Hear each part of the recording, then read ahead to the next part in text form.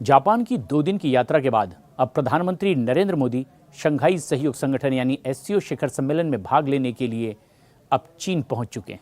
चीन के तियानजिंग शहर में ये सम्मेलन हो रहा है। उनकी ये चीन यात्रा विदेश मंत्री वांग यी की भारत यात्रा के बस कुछ दिन बाद ही हो रही है और इस चीन यात्रा पर अब पूरी दुनिया की निगाहें हैं। प्रधानमंत्री नरेंद्र मोदी की इस यात्रा पर सबसे ज़्यादा किसी देश की नज़र रहेगी तो वो है अमेरिका। अमेरिका भारत की इस डील का एक ऐसा एनालिसिस करना ज़रूरी समझेगा जिससे उसे नफ़ा होगा या नुकसान, ये देखने की उसकी इच्छा होगी। अमेरिका के मन में ये डर तो ज़रूर होगा कि भारत जैसा बाज़ार अगर हाथ से निकल गया तो फिर पछताने के सिवाय उसके हाथ कुछ नहीं लगेगा और अंत में हर हाल में ट्रंप को झुकना ही पड़ सकता है। वहीं प्रधानमंत्री नरेंद्र मोदी भी चाहेंगे कि अमेरिका को भी इस बैठक में कड़ा संदेश दिया जाए और इससे पहले जापान में एक साक्षात्कार में खुद प्रधानमंत्री नरेंद्र मोदी ने कह दिया कि भारत और चीन के बीच स्थिर, पूर्वानुमानित और सौहार्दपूर्ण द्विपक्षीय संबंधों का क्षेत्रीय और वैश्विक शांति और समृद्धि पर सकारात्मक प्रभाव पड़ सकता है।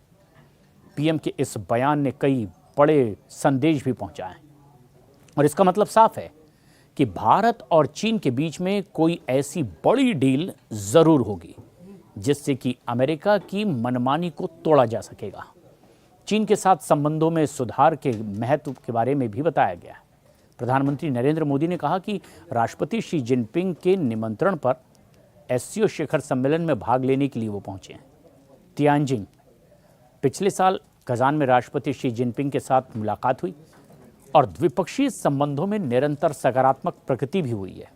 दो पड़ोसी और पृथ्वी के दो सबसे बड़े राष्ट्रों में से भारत और चीन के बीच स्थिर, पूर्वानुमानित और सौहार्दपूर्ण द्विपक्षीय संबंध क्षेत्रीय और वैश्विक शांति पर, समृद्धि पर सकारात्मक प्रभाव डालेंगे। बहुध्रुवी एशिया पर बहुध्रुवी विश्व के लिए महत्वपूर्ण इस बैठक को माना जा रहा है।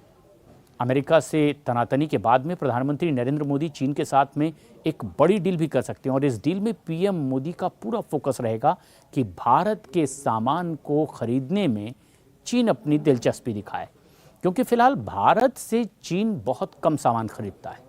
आंकड़ों की बात करें तो भारत ने चीन से 113.45 अरब डॉलर का सामान खरीदा है, तो वहीं चीन ने भारत से सिर्फ 14.25 अरब डॉलर का ही सामान खरीदा है और इस वजह से भारत को चीन के साथ में 99.2 अरब डॉलर का घाटा हुआ और ये घाटा लगातार बढ़ता चला जा रहा है।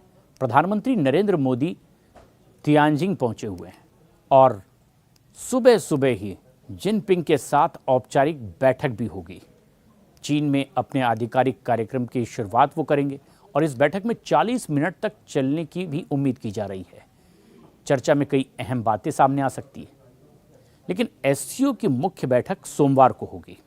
एससीओ शिखर सम्मेलन प्रधानमंत्री नरेंद्र मोदी की 7 वर्षों बाद चीन की पहली यात्रा होगी, क्योंकि दोनों देश 2020 में सीमा पर हुई घातक झड़पों के बाद में तनाव को कम करने की कोशिश लगातार जारी रखे हुए हैं और पीएम मोदी ने पिछली बार रूस के कजान में ब्रिक्स शिखर सम्मेलन के दौरान शी जिनपिंग से मुलाकात की और पुतिन के साथ मंच साझा किया था, जबकि पश्चिमी नेताओं ने यूक्रेन में युद्ध को लेकर के रूसी राष्ट्रपति से दूरी बना ली थी। लेकिन अब चीन के दौरे पर प्रधानमंत्री नरेंद्र मोदी जब शी जिनपिंग से बातचीत करेंगे तो माना जा रहा है कि न सिर्फ दोनों देशों के बीच एक नए रिश्ते की शुरुआत होगी, बल्कि एक वैश्विक शक्ति संतुलन को भी दुनिया के सामने रखा जाएगा और ये सीधा संदेश होगा ट्रंप के लिए।